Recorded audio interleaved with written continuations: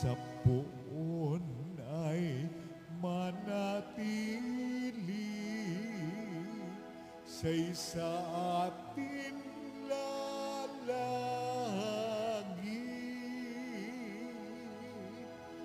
mamumungang maluwalhati.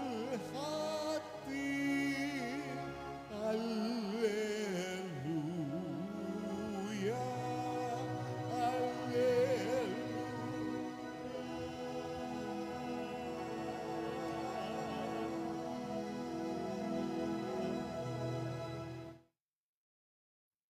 Sumainyo ang Panginoon. At sumaiyo rin. Ang mabuting balita ng Panginoon ayon kay San Mateo. Papuri sa iyo, Panginoon.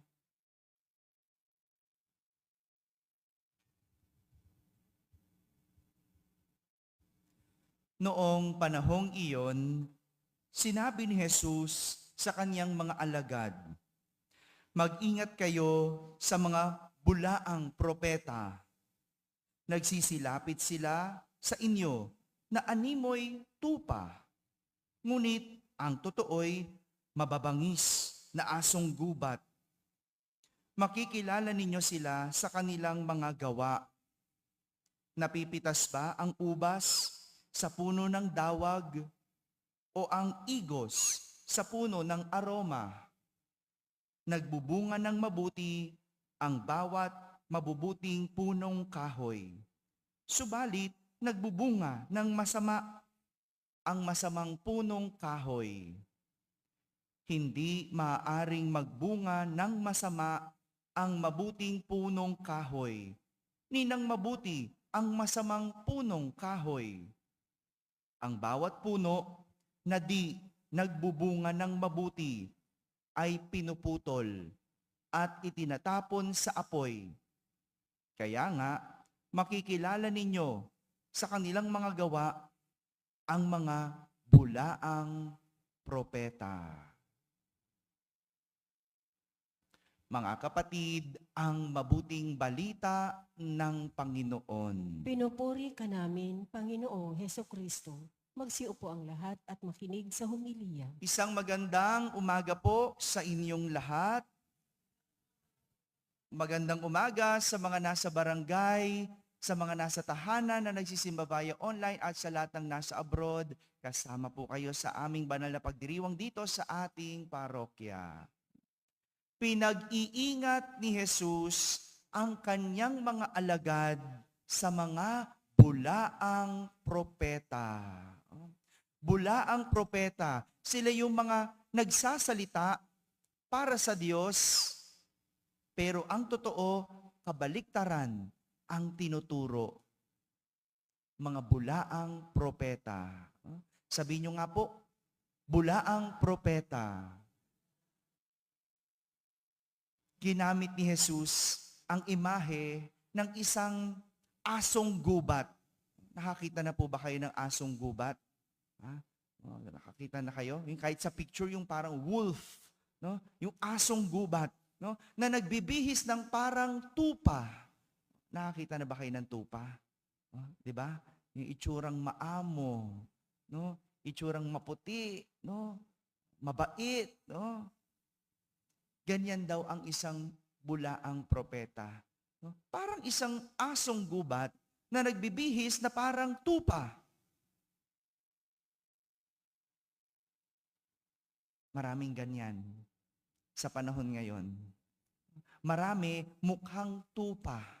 No? Pero sa loob, asong gubat. Sa loob, kakainin ka.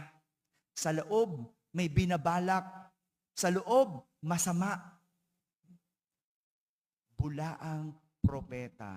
No? Ganyan daw ang isang bulaang propeta. Nagbibihis na parang tupa pero sa loob, isang mabangis na asong gubat.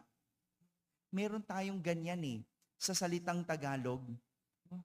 Alam nyo ba yung salitang pagbabalat kayo? No? Alam nyo ibig sabihin po nun? No? Di ba? Pagbabalat kayo. Ibig sabihin, pagkukunwari o pagtatago ng totoong ugali. pagtatago ng totoong pisikal o katauhan. Dahil marahil may masamang balak, masamang intensyon. Maraming ganyan. At may kilala ako. Madalas yung mga ganyan, yung mga lumalapit-lapit sa iyo. Oh, hello. No? Kaya alam mo, ako, no, ingat na ako sa mga malalapit sa akin. No? Ingat na ingat ako pag lapit ng lapit sa akin, alam ko 'yan, no? Alam ko na, no? Dalang-dala na kasi ako eh, no? Nabubuking ko, no? Nakikilala ko, no? At pag nakilala ko, binabalatan ko. No? Nakakatakot naman si Father. Opo, ganyan ako eh. No? Kasi lagi na lang ako niloloko. Lagi na lang akong yung iba yung pagkaharap. Kaya paano ko binabalatan? Ay, dinidiretsa ko. Grabe pala si Father. Ayoko nang lumapit dyan. Opo, wag na kayo lumapit. No? Kasi mahirap, maloko. Mahirap, mabigo. Pero, para malaman mo at makilala ang mga taong ganon, dapat kilala mo ang Diyos. Kilala mo ang salita ng Diyos. Kaya nga, si Jesus, sinasabihan niya ang kanyang mga alagad na tingnan ang kanilang kalooban. Hindi mo makikilala ang isang bulaang propeta kung hindi mo kilala rin ang iyong kalooban. Anong sabi ni Jesus? Nagbubunga ng mabubuti ang bawat mabubuting punong kahoy. Subalit, nagbubunga ng masama ang masasamang punong kahoy. Hindi maaring magbunga ng masama ang mabuting punong kahoy ni ang mabuting ng masama na punong kahoy. Ano ibig sabihin nun? Nakikita, makikilala ang isang tunay na tao sa kanyang bunga. Sa kanyang bunga. Marami sa panahon ngayon magagaling magsalita. Ano po? Para ipakilala o ipakita ang kanilang sarili. No? Maraming ganyan. No? Meron nga nagsasabi na saniban daw siya ng Holy Spirit. No? Para lang ipakilala na siya ay mabuti. No? May kilala ba kayong ganon? No? May kilala akong ganon. No? Nasaniban daw siya ng Holy Spirit. No? Politiko pa siya. Papangalanan ko pa ba dito? No? Kung di kayo nanonood ng balita, bahala kayo. No? Ganyan. No? Nasasaniban daw ng Holy Spirit. Pero, kilala mo ba ang Holy Spirit? Ang banal na Espiritu, kahit kailan, hindi pagtatakpan ang kasinungalingan. Kaya kung pinagtatakpan mo ang kasinungalingan, hindi yan Holy Spirit. Ano tawag doon? Bad spirit. No? Evil spirit, no? Talaga naman ang tao, no? Gagamitin pa minsan ang Bible verse, no? Marami ring ganyan, no? Lagay ng lagay sa Facebook, no? Bible verse ang pinopost, pero kakampi naman ng mga magnanakaw. Corrupt naman. Oh. Pero quote ng Bible. Alam mo ba? Kaya mag-ingat sa mga bulaang propeta. At hindi lang ganyan, marami ding ganyan, yung tinatawag na sweet talker, no? Ang tatamis magsalita, akala mo totoo, pero bulok, maasim, mapait.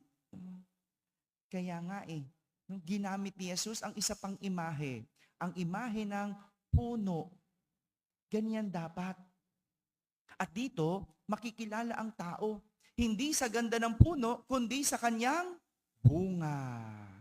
Walang silbi ang ganda ng puno kung ang bunga bulok. At lalo na kung walang bunga. Marami sa atin naiiwan sa ganda ng pisikal. Pagagandahin, ang itsura, pakikinisin, papuputiin, pero hindi doon nakikilala. Nakikilala sa tunay na bunga. Maraming bunga, ang kinis pero maasim. Maraming bunga, ang ganda, mapula, madilaw, pero mapakla. Bakit? Hindi kasi tunay ang bunga. Hindi tunay ang bunga. Mga kapatid, mag-ingat sa mga bulaang propeta. Pero higit sa lahat, ito'y isang hamon sa atin na huwag din maging bulaang propeta. Huwag tayong magturo ng iba.